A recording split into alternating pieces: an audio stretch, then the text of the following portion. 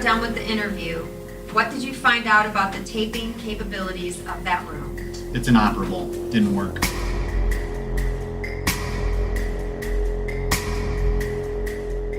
He recanted and said that he had lied, that yes, he had seen Jennifer before he got there.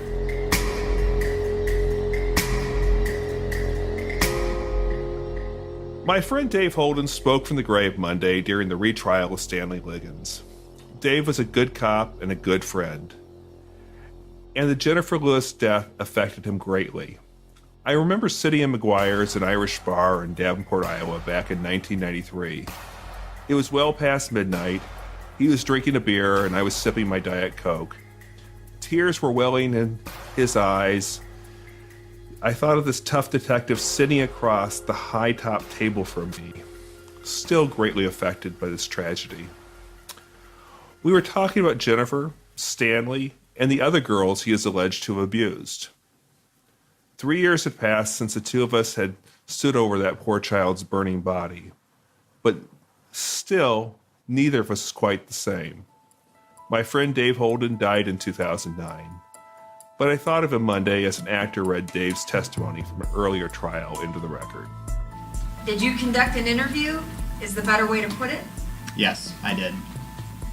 Was Agent Jennings present? Yes. And where did that take place? In the Davenport Police Department interview room. How many interview rooms do you have? 3. Could you tell the jury just how much was going on at the Davenport Police Department that date? They were all busy. A lot of action? Yes. All the agencies were working out of there? Yes. And what particular interview room or what place did you take Liggins? It's called the lower interview room. Any reason you took him there? It is equipped for video and audio recording. And also had the advantage of allowing Lieutenant Schaefer to monitor the interview? Yes, from his office.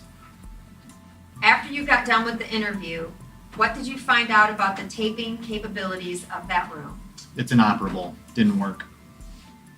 Were you under the impression that it was being videotaped? Yes. Did you discuss with Stanley Liggins his whereabouts and the things that he did on September 17th, 1990? Yes, I did. Did he tell you what he did from his waking moments? Yes. Would you relate to the jury what he told you? Certainly.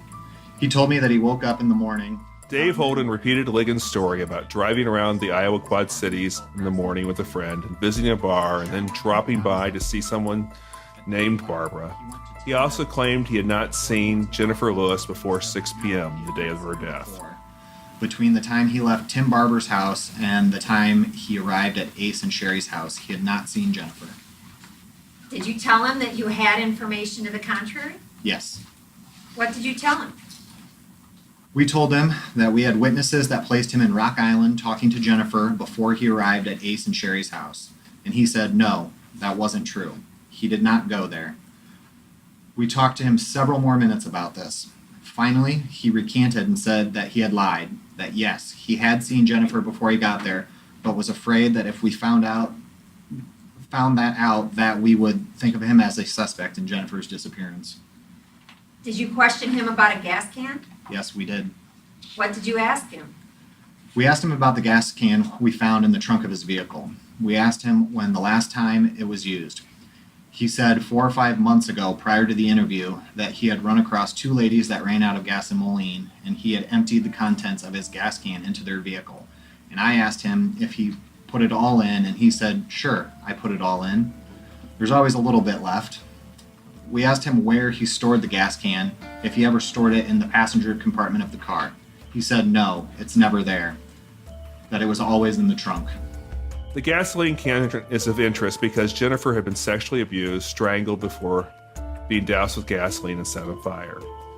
The jury also heard prior testimony of Donna Atkins, who died after Liggins' first 2 trials. She testified that she was moving her boyfriend out of his apartment at the Hillside Apartments, which is near the Hillside Inn, on September 18, 1990, when she noticed a red car parked in front of the apartment. Does this appear to be a fair and accurate representation of his apartment from the exterior? Exactly. There's been no changes to this photograph in any way. No, there isn't. We offer State's Exhibit 104, Your Honor. Exhibit 104 has already been received. Donna, was there an occasion when you were at your boyfriend's apartment and the police brought a red car over there? Yes. And do you know the police or the detective that brought the red car over? Detective Murphy. And the red car they brought over, had you seen that car before? Yes, I did. When had you seen that car? That car was constantly parked in front of my boyfriend's apartment door. When they brought the red car over, what did the police do with it? They just asked me to show them how the car was parked there and where it was parked at, and that's what I did. Did you show them where it was parked at? Yes, I did. Did you do that as accurately as you could? Yes, as accurately as I could. I'm going to show you once again State's Exhibit 104 and ask you if that's what the scene looked like. That car parked in front of the apartment when you were moving your boyfriend out. That's exactly it. And my car leaked oil, and there's the oil stain from where my car was leaking on. But is that, That's it. That's exactly the way it was. Again, I renew my foundation objection. We still don't know the time this photograph was taken or time to which it was referred to as a photograph referring back to. Objection is overruled. It's received. how many times did you go in and out of your boyfriend's apartment on the day you were moving him? Probably about 10, 15 times carrying boxes out. And did you have to pass the red car each time? Yes, I did. And how close did you pass that car when you went by it? I'd say I was probably maybe 2 to 3 feet away from her. Did you notice anything inside the car? Yes, I did. I noticed a gas can. Where was the gas can located? It was sitting in the back seat and it was a real bad smell of gas fumes. That's how I noticed the gas can. Could you describe what the gas can looked like to the jury, please? It was a 2 or 3 gallon red gas can, What was the shape? round plastic. I'm going to show you State's Exhibit 96 and ask if you recognize the gas can. Yes, I do.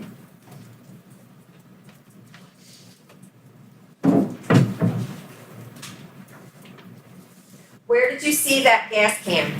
Sitting in the back seat of his car on the passenger side. That looks like the gas can? Yes, it does. Donna, we have just unveiled State's Exhibit number 86. Can you identify that? Yes, I can. That's the same car that was parked there. Now, if you would, Donna, would you take the gas can and put it in the back seat where you saw it the day you were moving your boyfriend out of the apartment?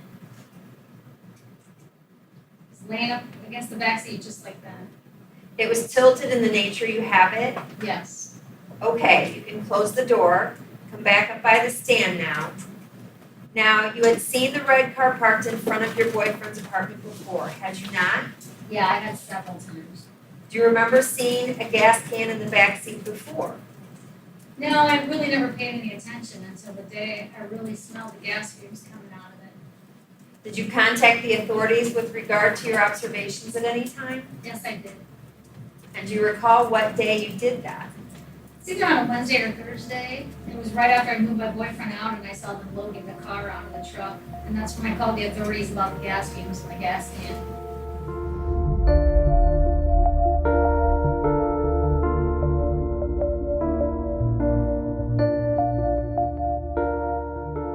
I'm Benjamin Payne, reporter with WVIK Quad Cities NPR. I'm speaking with Scott Reeder, who's in Waterloo, Iowa, to cover the retrial of Stanley Liggins, who was charged with the murder of 9-year-old Jennifer Lewis in 1990. This current trial just entered its third week. So, Scott, how did this third week of proceedings begin? Well, it began steady with prosecution witnesses talking about what they had seen. A lot of the testimony focused in on Stanley Liggins' primary residence, which was the Hillside Inn in Rock Island. And I understand there was some posthumous testimony given. Quite a bit, actually. You know, when you have a trial 28 years after a murder takes place, an awful lot of the witnesses have died. And so what they will do is they'll have actors read the testimony from earlier trials. And it's some people do it very well, and they add the proper inflection and everything else in it. Other times it sounds like you're listening to a high school play where somebody can't quite get the inflections right or anything else, and it's boring as all get out. I thought they did pretty well today. And what was interesting was that one of the key witnesses, of course, passed away. Her name was Donna Adkins, and her boyfriend at the time lived in the Hillside Inn. She was moving her boyfriend out of his apartment so he could go into rehab, and every time she would carry a box down the stairs, she'd walk by Stanley Liggins' car, she said, and every time she walked by that car, she'd smell gasoline. And she looked inside the car and she saw a gas can sitting in the back seat. Now, of course, that's significant because Jennifer Lewis her body was doused with gasoline and set on fire in the Jefferson School playground. So the fact that, someone said that they saw a gasoline can sitting open in the back seat of Stanley's car is some consequence. And I understand there was also a man who testified about getting nearly hit by Stanley Liggins' car the night of the killing. That's correct. He said that he was pulling into the parking lot at the Hillside Inn, and Stanley Liggins was driving his car backward in reverse through the parking lot at a very high rate of speed, and he had his head turned, like looking out the back window, so he could get a good look at the guy's face. And he didn't slow down at all. And the guy said he slammed on his brakes and avoided getting hit, but he said the look of his face showed somebody that was extremely anxious or had a real adrenaline rush. There was something off about what he saw on that guy's face. Were there any other witnesses brought in by the prosecution on Monday that are noteworthy? Well, I mean, they brought in my friend. Well, I shouldn't say they brought in my friend. They brought in the testimony of David Holden, who was a good friend of mine when I was covering the Davenport Police Department.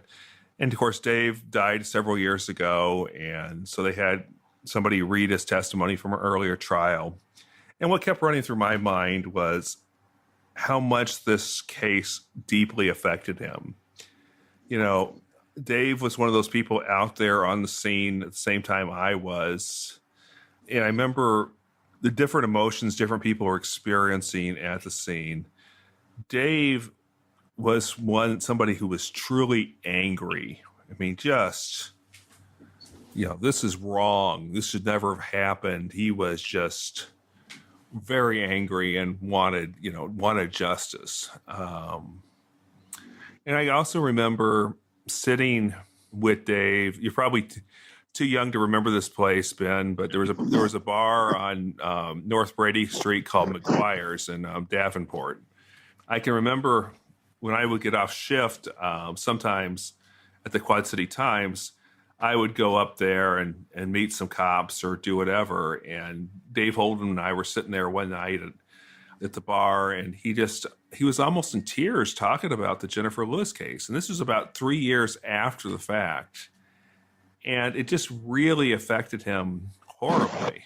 I mean, it affected me in a lot of ways too. But I mean, he talked about some of the other allegations that have been made against Stanley Liggins by other people as far as sexual abuse of other children. And Dave had tears welling up in his eyes, and he could tell he was just really on the edge of just rage, even 3 years later when that subject came up. I mean, this is something that's affected a lot of people in a lot of different ways. And, I've said this to other people. I've yet to meet a person that was there that night and out on that field that walked away from that field unchanged. Everybody I've talked to said they left something of themselves back there. As for Tuesday, will the defense get to bring in some witnesses of their own? No. The rumor is that the prosecution will rest on Wednesday. So I am anticipating some key witnesses coming up either Tuesday or Wednesday. One of them will be Frank Rising, who is a cellmate of Stanley Liggins, who testified against him. One of them is Sherry Glenn, who is Jennifer's mother. Is Sherry McCormick now, I should say, but I think she'll be a key witness. My guess is they're going to save her back until last. It's kind of a clincher for the prosecution. Obviously, that's a pretty emotional, compelling testimony when the mother of a child that's been slain at such a young age gets up and testifies about what happened. And you said that Stanley Liggins' cellmate has testified against him in the past. How so? Well, this is an interesting story. They were cellmates in the county jail. He was awaiting trial, and he testified that Stanley Liggins admitted to committing the crime to him. And, you know, I'm always a little bit skeptical of when a cellmate testifies, because usually they have some sort of incentive to do this. They aren't doing this out of the goodness of their heart, usually. So I drove out to Sioux City, Iowa, and hunted for this guy. His name's Frank Rising. And I didn't know where he was or anything else. And I just started knocking on doors of people with the same last name. And I knocked on this door out in kind of a semi-rural area. And this woman answers the door, and I said, "Hey, I'm looking for a guy by the name of Frank Rising. I was wondering if you folks are any relation to him." And in unison, like 6 voices said all at once, "No." And I'm thinking, that's an interesting reaction to such a simple question. So I kind of looked in the door, and I saw this guy lounging on the sofa, and I said, "Nice try. I've looked on Facebook, and I've seen his picture, and you look just like him. You're his brother, aren't you?" He goes, yeah, I'm his brother.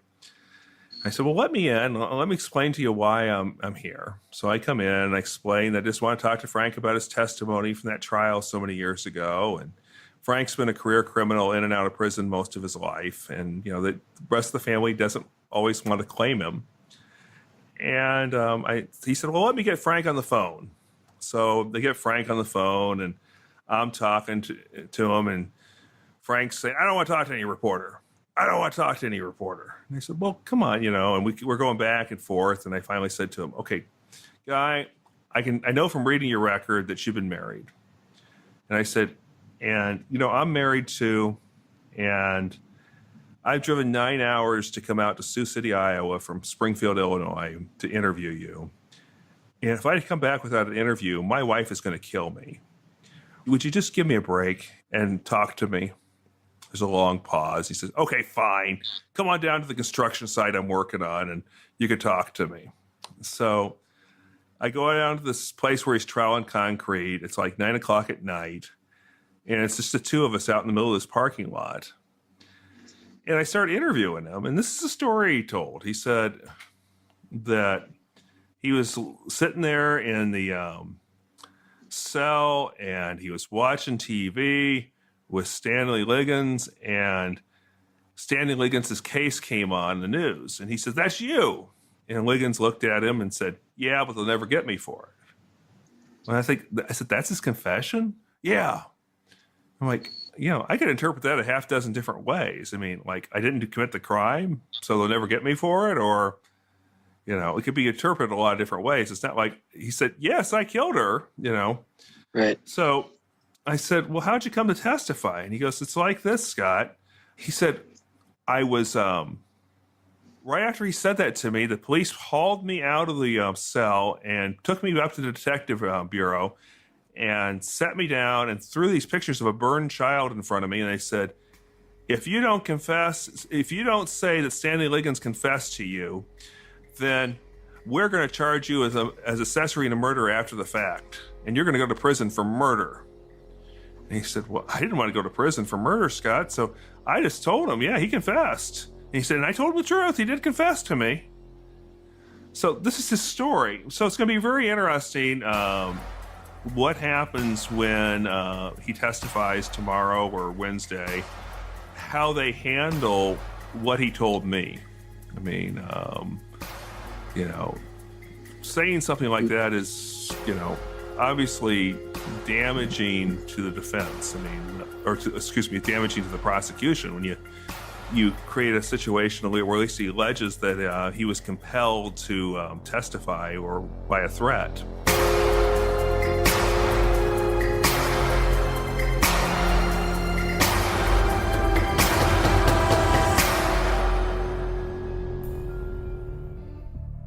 Hello all, I'm Paul, creator and host of the True Crime Enthusiast podcast. I've been a crime buff for many years now, and my enthusiasm has led its way here. If you fancy each week delving into some obscure but in-depth and often disturbing true crime tales from the shores of the UK, plus you don't mind the northern accent and the down-to-earth manner, then why not come have a nosy? The show can be found on Apple Podcasts, Spotify, and pretty much wherever you get your podcasts from. So it'd be great if you guys could come and have a look-see, and I hope you can subscribe today. I'd love you to join me, and I look forward to seeing you there too. See if you can become enthusiastic about the True Crime Enthusiast podcast.